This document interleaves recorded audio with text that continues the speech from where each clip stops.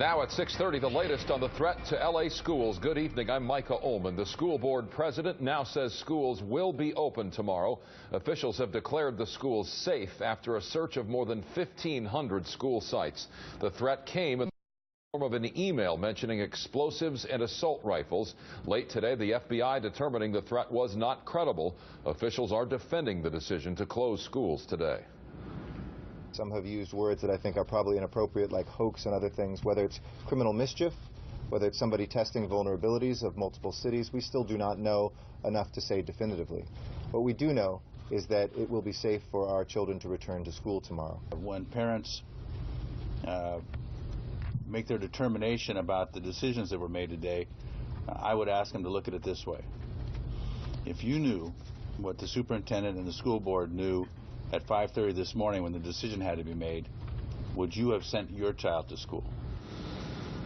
Officials say more than 1,500 school sites were searched after the threat. They also say security will be greatly increased near schools tomorrow and for the rest of the week. We have team coverage on the school threats. Sarah Welch standing by with advice on what to tell your children.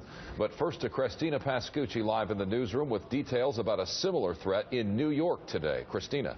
That's right. Good evening, Mike. And also Congressman Sherman sounding off on this. He said ISIS was watching our reaction today. And on one hand, they see officials responding quickly. But on the other, they see how on edge we've become since the terror attacks in Paris and San Bernardino and all the hysteria that comes with that.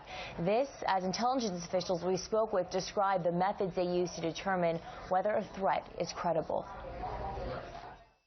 The purpose of terrorism is not necessarily to blow things up and to cause casualties, but to create fear.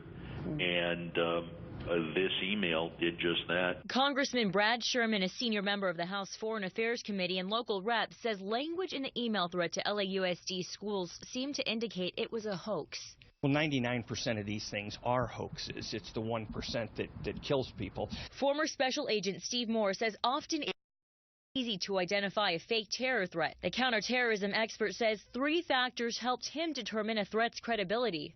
Their access to the location that's being threatened. You're looking for their ability to attack, and you're looking for specificity.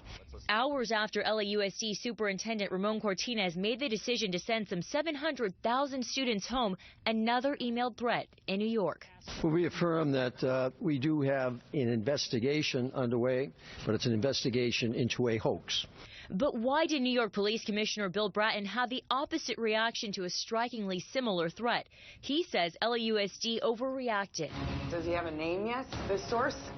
New York officials said their threat reflected the plot of the drama series Homeland. I think the instigator of the threat may be a Homeland fan. And while the IP address linked to both threats in LA and New York originated overseas, it wouldn't surprise me to think that it did come from somewhere locally, but was spoofed to make authorities believe that it did come from overseas. Soteria Intelligence uses social media and other tactics to foresee threats like today's. Looking at historical data, combinations of keywords, as well as cognitive computing. Based on their investigation, we're pretty sure it's a hoax, but we think it's still good to be vigilant. And Soteria Intelligence, you just heard from, launched a program in the last few weeks to try to mitigate risks exactly like what we saw today to these schools. And even though, by the way, New York officials almost immediately dismissed this as a hoax, NYPD is working with the FBI and LAPD on this exact threat. I'm Christina Pascucci reporting from the newsroom. Micah, I'll send it back to you. Christina, back to Congressman Sherman for a moment, if we may. What was it specifically within the body of that email that led him to believe that it was not credible? Well, Micah, Sherman says there were many signs. First off, he said the from line, that's the email, who the email is listed from. It used a reference, which he said is something a devout Muslim would never do. The culprit also described himself or herself as a Muslim who had been bullied by students at an LAUSD school and had dozens of extremist friends ready to carry out this attack. Similarly, in the threat to New York schools, they described themselves as having more than 100 jihadist friends ready to carry out this attack. And Sherman said a lot of this did not just add up, Micah.